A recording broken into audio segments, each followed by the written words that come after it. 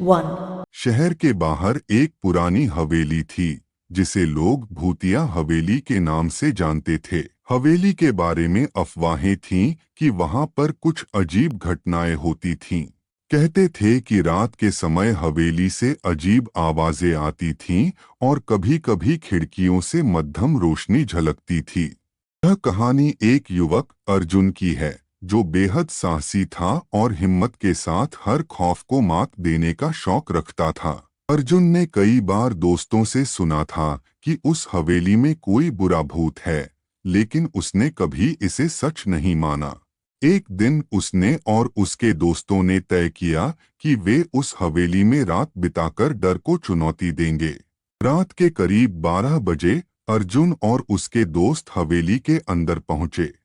हवेली के दरवाजे पर एक पुराना ताला पड़ा था, लेकिन अर्जुन ने उसे आसानी से खोला। जैसे ही वे अंदर गए, हवेली का माहौल बेहद अजीब और डरावना था। दीवारों पर धूल जमा हुआ था और कोनों में जकॉबवेब्स फैली हुई थीं। हवा में एक सर्द खौनाक ठंडक थी। अर्जुन और उसके दोस्त धीरे धीरे हवेली के अंदर घूमने लगे। अचानक एक कमरे से जोर की चीख सुनाई दी। सभी दोस्तों का दिल डर से धड़कने लगा। अर्जुन ने हिम्मत दिखाई और कमरे के अंदर जाकर देखा। कमरे में एक पुराना बिस्तर पड़ा था और दीवारों पर कुछ अजीब से निशान थे। अर्जुन की आंखें इन निशानों पर टिक गईं। उसे यह देखकर एहसास हुआ कि वह किसी के खून के निशान थे जो अभी हाल ही में बने लग रहे थे।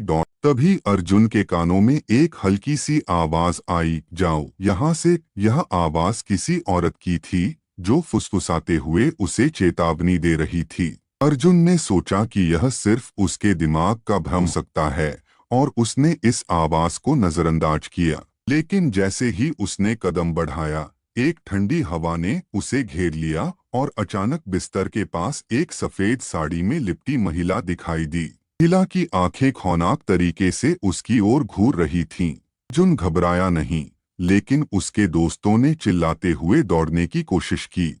महिला ने अपने हाथों से अर्जुन की ओर इशारा किया और बोली, तुम सभी की जान की कीमत है। अर्जुन को समझ में आ गया कि यह महिला सिर्फ कोई भूत नहीं थी, बल्कि वह किसी दर्दनाक मौत की शिकार हुई थी। अर्जुन ने पूछा, तुम कौन हो और क्यों हमें डराने आई हो? महिला ने धीरे धीरे अपना चेहरा दिखाया। उसकी आंखों में गहरी उदासी और क्रोध था। उसने बताया, मैंने इस हवेली में अपने पति द्वारा धोखा खाने के बाद आत्महत्या की थी। मेरी आत्मा यहाँ फंसी हुई है और मैं नहीं चाहती कि और लोग यहाँ आएं और मेरी तरह दुखी हों। अर्जुन को समझ में आ गया कि यह आत्मा शांत नहीं हो सकती थी जब तक कि उसे न्याय नहीं मिल जाता। उसने महिला की आत्मा से कहा कि वह उसकी मदद करेगा, लेकिन इसके लिए उसे हवेली के इतिहास का पता करना होगा। महिला ने उसकी बात मानी और उसकी मदद करने का वादा किया। अर्जुन और उसके दोस्तों ने उस रात हवेली से निकलने के बाद शहर के पुराने पुस्तकालय में जाकर हवेली के इतिहास की जांच की। उन्होंने पाया कि महिला की मौत एक दर्दनाक हादसा थी और उसका पति आज भी जीवित था। अर्जुन ने उस व्यक्ति के खिलाफ पुलिस को सबूत दिए और अंत में महिला की आत्मा को शांति मिली। रात के बाद हवेली का माहौल बदल गया। अब वहां कोई खौफनाक आवाज नहीं आती थी और हवेली में शांति हो गई थी। अर्जुन और उसके दोस्तों ने सीखा कि जब तक किसी आत्मा को न्याय नहीं मिलता, वह शांति से नहीं रह सकती। मोरल, कभी किसी की पीड़ा को नजरअंदाज मत करो, क्योंकि हर दर्द का एक कारण होता है और उसे समझना जरूरी है ताकि उस आत्मा को शांति मिल सके। 2. बहुत समय पहले की बात है। एक छोटे से गांव में एक पुरानी हवेली खड़ी थी। लोग कहते थे कि हवेली में भूत प्रेत रहते हैं और जो भी वहां जाने की कोशिश करता वह गायब हो जाता। गांव के लोग इस हवेली के पास भी नहीं जाते थे। लेकिन एक दिन एक निडर लड़का रमेश यह सोचते हुए हवेली में जाने का निश्चय करता है कि भूत प्रेत कुछ नहीं होते। रमेश ने एक शाम हवेली की ओर कदम बढ़ाए।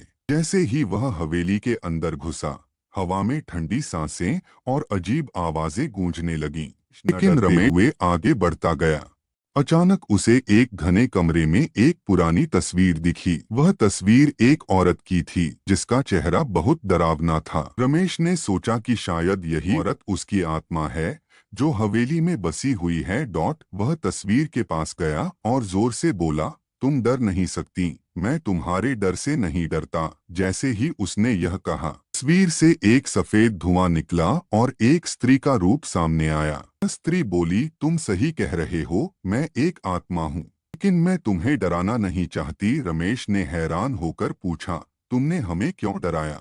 आत्मा ने जवाब दिया, मैं इस हवेली की मालिक थी। जब मैं जिंदा थी तो इस हवेली में मेरी बहुत खुशी थी, लेकिन मुझे धोखा दिया गया और मुझसे यह हवेली छीन ली गई। मैं बदला लेना चाहती थी, लेकिन अब मुझे शांति चाहिए। तुम जो डरते नहीं हो, मेरी मदद कर सकते हो। रमेश ने आत्मा की मदद की और हवेली का असली मालिक ढूंढ निकाला। जब वह मालिक सामने आया तो उसने कहा कि वह अपनी गलती सुधारने के लिए तैयार है। हवेली की असली मालकिन मिली और हवेली अब किसी को डराने की जगह बन गई।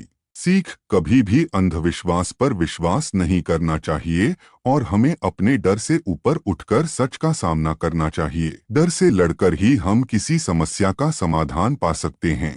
3, शीर्षक, लालच बुरी बला है। बहुत समय पहले की बात है। एक गांव में हरिया नाम का एक गरीब किसान रहता था। उसके पास खेती लायक थोड़ी सी जमीन थी और वह उसी पर मेहनत करके अपना गुजारा करता था। वह ईमानदार और संतोषी था, लेकिन कभी कभी सोचता कि काश उसके पास थोड़ी और जमीन होती तो उसका जीवन बेहतर। दिन गांव में एक अमीर जमींदार आया और ऐलान किया, जो कोई भी सूरज उगने से लेकर सूरज डूबने तक जितनी जमीन चलकर नाप लेगा, वह सारी जमीन उसकी। लेकिन शर्त यह है कि उसे सूरज डूबने से पहले उसी जगह वापस आना होगा जहां से उसने शुरुआत की थी, वरना वह सब कुछ खो देगा। हरिया यह सुनकर अगले दिन सूरज उगते ही वह चल पड़ा। थोड़ी और जमीन ले लूं, फिर वापस मुड़ूंगा, वह और आगे बढ़ता गया। वह इतना लालची हो गया कि दोपहर हो गई, लेकिन उसने वापसी नहीं शुरू की। जब सूरज ढलने लगा तब उसे होश आया कि अब उसे दौड़कर वापस जाना होगा। वह तेजी से दौड़ा, पर सूरज अब डूबने ही वाला था। किसी तरह वह वापसी की जगह तक पहुंचा, लेकिन जैसे ही उसने आखिरी कदम रखा, वह जमीन पर गिर पड़ा, थका हुआ और बिल्कुल निढाल। लोग दौड़े आए, पर हरिया मर चुका था। जमींदार ने चुपचाप कहा, अंत में